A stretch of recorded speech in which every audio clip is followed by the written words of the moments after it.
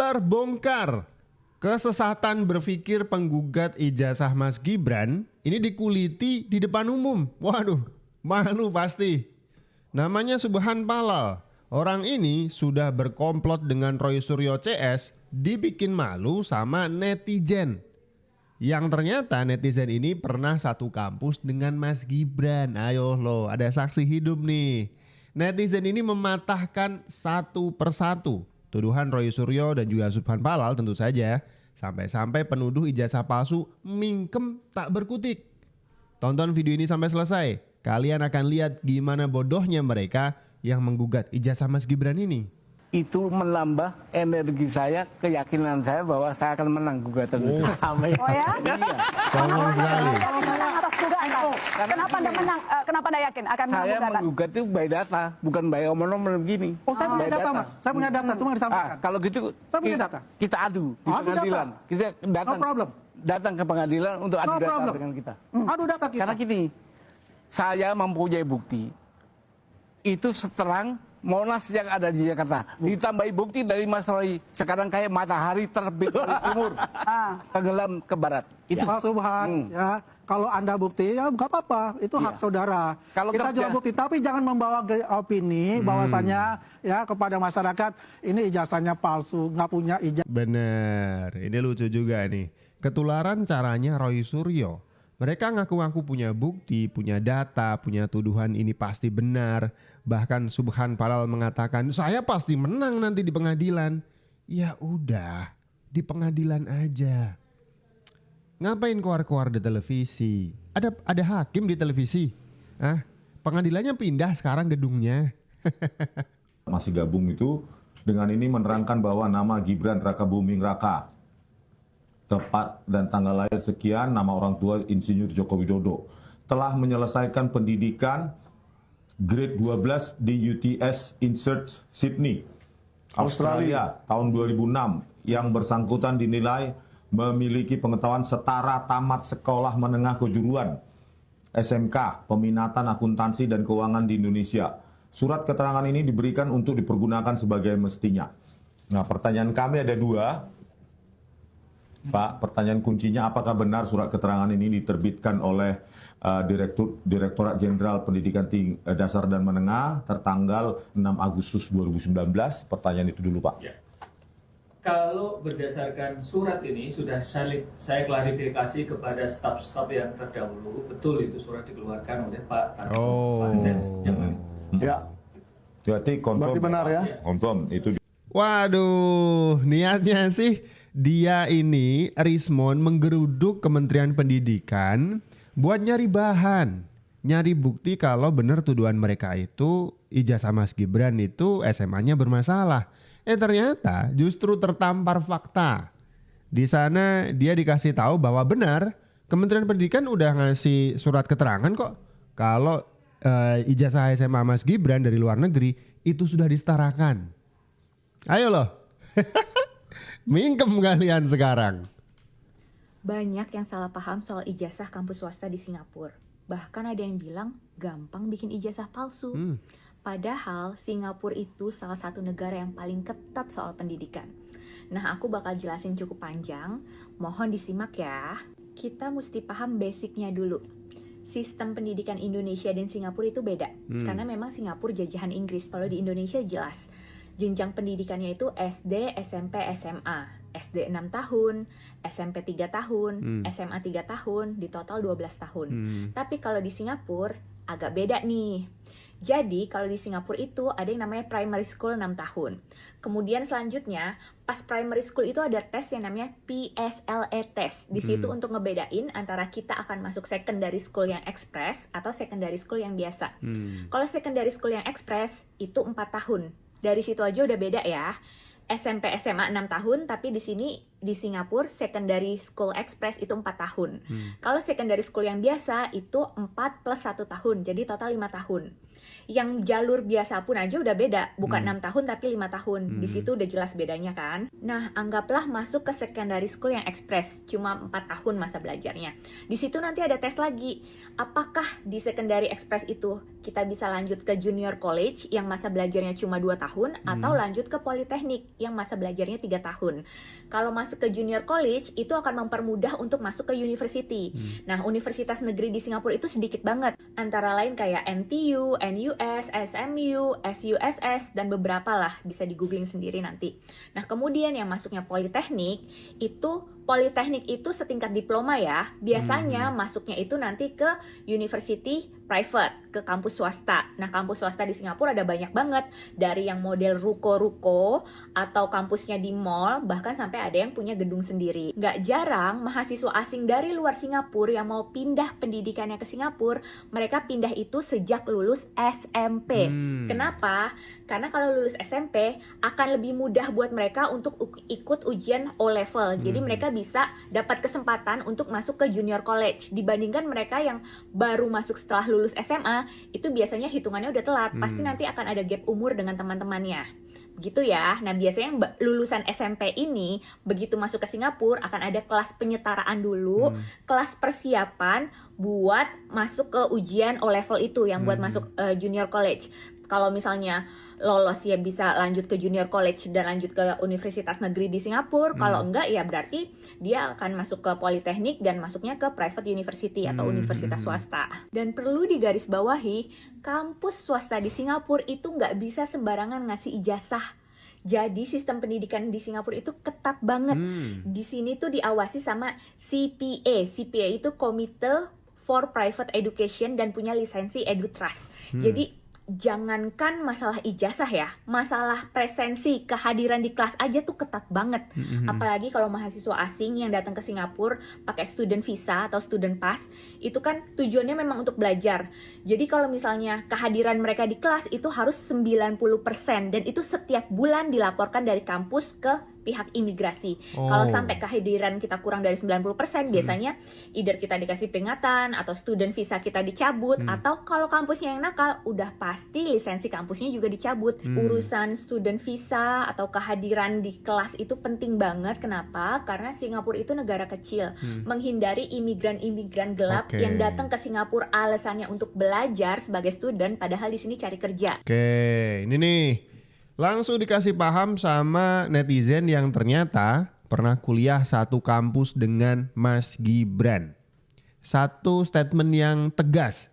Singapura itu bukan negara ecek-ecek. Jadi kalau institusi pendidikan di negara mereka mengeluarkan ijazah, pasti itu sudah melewati berbagai macam tahapan.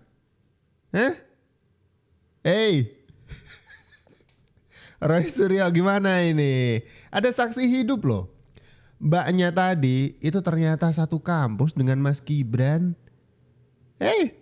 Gimana nih? Masih lanjut mau menggugat ijazah Mas Gibran? Atau ganti rencana aja? Ganti rencana aja. Nanti malu loh. Apakah secara hukum RS berhak meminta Jokowi dan Gibran untuk membuktikan bahwa ijazah mereka itu palsu atau asli? Pertama ya, kami harus lihat daripada dasar hukum ya. Memang Undang-Undang 1945 pasal 28E ayat 3 itu sebutkan setiap orang berhak atas kebebasan berserikat, berkumpul dan mengeluarkan pendapat. Pasal 28F. Setiap orang berhak untuk berkomunikasi dan memperoleh informasi. Daripada Undang-Undang nomor 9 tahun 1998 tentang kemerdekaan menyampaikan pendapat di muka umum. Undang-Undang nomor 14 tahun 2008 tentang keterbukaan informasi publik atau KIP yang kita sebutkan sekarang.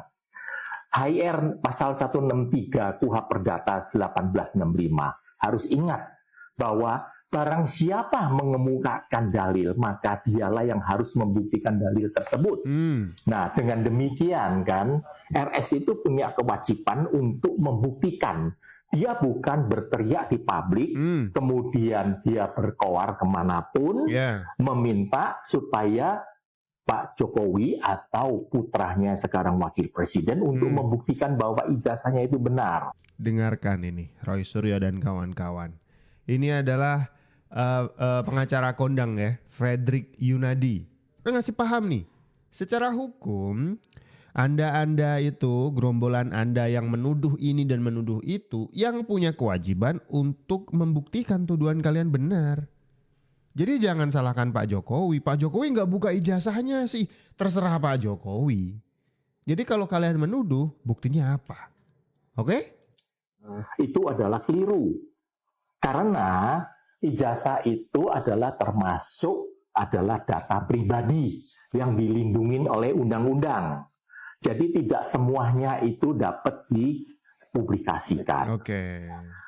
Yang saya sangat sayangkan di sini, dengan hebohnya RS ini mempertanyakan dengan di berbagai media, di TV, dia itu sangat memperuncing suasana. Lupakah bahwa membukanya sesuatu tuduhan ini di mata internasional, kita harus ingat bahwa medsos ini kan bisa dibaca atau dilihat di seluruh dunia, dimanapun di pelosok dunia ini bisa melihat. Dengan mendiskreditkan atau dalam hal ini mencurigain mantan presiden kita atau wakil presiden yang sekarang masih berjabat, tentu mempermalukan harkat martabat bangsa Indonesia. Roy Suryo nggak mikir sampai ke situ, Pak. Entah memang dia itu terobsesi dengan Pak Jokowi dan keluarganya, jadi siapapun yang menjabat asal itu Pak Jokowi dan keluarganya, dia akan serang. Jadi semacam terobsesi, nggak tahu gila atau gimana gitu ya. Pokok terobsesi dengan Pak Jokowi dan keluarganya. Kalaupun berarti ini benar tuduhan ini, berarti dia punya masalah yang lalu. Ada masalah apa ya dengan Pak Jokowi gitu. Atau yang kedua, ada yang nyuruh. Ada yang nyuruh Pak Jokowi bolak-balik mengatakan ada orang besar di balik gerakan serangan ini semuanya ke Pak Jokowi dan keluarga. Ada backing ya kan. Bolak-balik kan Pak Jokowi sudah menyiratkan soal itu. Karena ya logis saja. Ini lama. Sudah 3 tahun lebih. 3 tahunan lah. Jadi nggak mungkin serangan ini semuanya itu nggak ada backingnya. Masuk akal kan? Jadi kalau misalkan kita pikir pelan-pelan gitu ya, alasan Roy Suryo nyerang apa ya? Kalau yang masuk akal gampang dicerna otak gak ada. Urusannya apa Roy Suryo? Gak ada. Apa urusannya Roy Suryo? Gak ada. Tapi kalau misalkan ini ada yang nyuruh, ada yang bayar. Oh gitu, baru masuk akal. Saya punya datanya sih, kalau bisa ditampilkan boleh ya. Jadi begini, itu di sana ada 3 tipe, yaitu 4 tahun namanya ekspres, yang kedua itu 4 sampai 5 tahun itu natural, kemudian ada 4 tahun lagi N teknik namanya. Ya, kalau yang dimasukkan oleh rata-rata dari luar negeri, SMP masuk ke Singapura, ya, karena di sana tidak ada SMP dan SMA. Perlu catat ya, tidak ada SMP dan SMA, namanya secondary school, berdasarkan dari umur. Ya, dia ada 2, primary school itu dari kelas 1 sampai kelas 6, jadi 6 tahun. Secondary school itu 4 tahun, kalau dia ekspres dia pintar, 5 tahun itu yang biasa. Kalau 4 tahun itu akan masuk ke universitas negeri, melalui proses junior college selama 1 tahun untuk mendapatkan A level. Ya. Kalau yang satu lagi natural, 5 tahun, dia akan masuk ke junior college itu kalau mendapatkan O level. Kalau yang A level itu akan masuk ke PTN. Karena kenapa? PTN itu hanya sedikit. NUS, NTU, SMU, SUSN. Ya, sangat sedikit. Seorang warga lokal pun sulit untuk masuk di situ. Dan kenapa dari luar negeri adalah lulus SMP, dia masuk ke secondary school. Karena apa? 3 tahun di SMP itu dihitung. Biasanya kalau Roy Suryo tuh dikasih paham begini atau sedang diskusi, dia tuh sering menyela gitu ya. Ah nggak mungkin, mana buktinya? Hahaha, sambil ketawa gitu. Iya kan? Iya kan? Tapi kali ini dia diem loh. Dia buka-buka lagi contekannya loh. Apa nyari apa gitu ya. Akhirnya mingkem juga.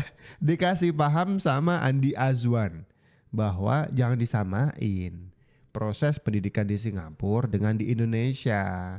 Mereka punya aturan main sendiri. Jadi kalau misalkan secara proses berbeda, ya jangan disalahin. Orang negaranya punya aturan berbeda juga, ya kan? Terus apalagi yang sebelahnya Roy Suryo tadi, yang menggugat ijazah Mas Gibran di Pengadilan Negeri Jakarta Pusat ya kalau nggak salah ya, Subhan Palal ya. Dia menggugat Mas Gibran alasannya karena ijazahnya dari luar negeri, nggak SMA dalam negeri. Lah, sejak kapan peraturan di KPU itu mewajibkan capres dan cawapres harus sekolah di luar negeri? Pak Prabowo pure, kecuali TK dan juga akmilnya, itu beliau sekolah di luar negeri. Baru masuk akmil kembali ke Indonesia. Mau digugat juga nggak? Jangan pilih kasih, berani nggak? Komentar kalian deh, silakan tulis di kolom komentar di bawah.